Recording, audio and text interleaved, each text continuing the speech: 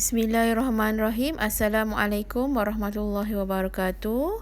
Alhamdulillah, bersyukur kita pada Allah Subhanahu Wa Taala kerana hari ini kita dipertemukan lagi untuk menyambung sesi pembelajaran kita bagi pelajaran fiqh. Okey, apa khabar semua? Saya harap semuanya berada dalam keadaan sihat hendaknya. Okey, sebelum kita memulakan pelajaran kita pada hari ini, marilah sama-sama kita menadah tangan untuk membacakan doa. Bismillahirrahmanirrahim. Allahumma aftah alaina hikmataka wansyur alaina min khazaini rahmatika ya arhamar rahimin. Amin. Okay, hari ini kita akan belajar mengenai jenis-jenis najis dan huraiannya. Okay, terdapat 3 jenis najis, iaitu yang pertama najis mukhaffafah, yang kedua najis mutawassitah dan yang ketiga najis mughallazah. Okay, najis mukhaffafah juga dikenali sebagai najis yang ringan. Okay, kita tengok apa dia najis mukhaffafah. Okay, najis mukhaffafah ialah air kencing kanak-kanak lelaki berumur kurang dari 2 tahun dan hanya menyusu susu ibunya sahaja. Okay, cuba perhatikan perkataan yang saya highlightkan warna kuning tu adalah isi pentingnya. Iaitu yang pertama, air kencing kanak-kanak lelaki. Okay, ia bukannya air kencing kanak-kanak perempuan. Okay.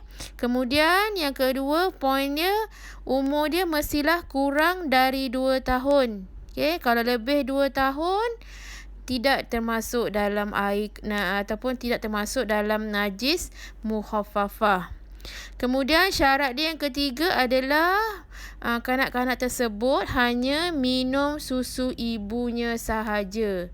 Okey, faham Okey, yang kemudian kedua adalah najis mutawassitah ataupun disebut najis sederhana.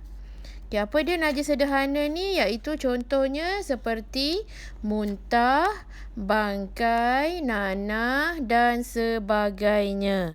Okey, kat sini kamu boleh tengok contoh-contoh lain yang berkaitan dengan najis mutawassitah. Okey, kat situ ada najis, ada darah, kemudian arak. Itu pun dikira sebagai najis mutawassitah. Okey, najis mutawassitah ini pula terbahagi kepada 2. Iaitu yang pertama namanya najis hukmiyah. Okey, apa dia najis hukmiyah? Iaitu najis dari segi hukumnya sahaja. Sedangkan dari segi penglihatannya sudah tidak lagi kelihatan lagi. Seperti air kencing yang sudah kering. Okey, kita tahu air kencing ni hukumnya najis. Tapi kita tak nampak. Okey? Sebab dia dah kering. Okay, jadi sekarang ni walaupun dia dah tak nampak, hukumnya tetap najis mutawassitah sebab ianya tetap ada bau. Okay? Dan juga kemungkinan mesti ada warna sebab air kencing ni kadang warnanya kuning. Okey, macam mana cara membersihkannya adalah dengan menuangkan air ke atasnya sehingga air itu mengalir dan menghilangkan bau dan warnanya. Okey, sebab air kencing ni tetaplah najis walaupun kita tak nampak. Okey? Okey, tak nampak tu sebab apa? Sebab air kencing tadi tu sudah kering. Okey? Okey, sekarang ni tengok kepada bahagian kedua bagi najis mutawassitah. Okey, namanya najis ainiyah. Okey, ainiyah ni maksudnya penglihatan. Okey, kita nampak najis tu. Okey, contohnya nampak tahi kucing seketul. Okey.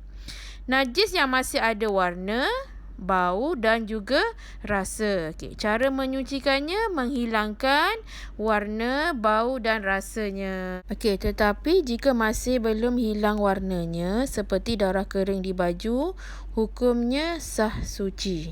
Okey, contoh kat sini kalau kita nak solat, okey, ada nyamuk, kita tampar nyamuk tu kena dekat baju kita kan, darahnya kan, jadi darah tu kering. Jadi kat sini hukumnya sah sebab najis darah daripada nyamuk ni dikira najis yang dimaafkan sebab ianya terlalu sedikit.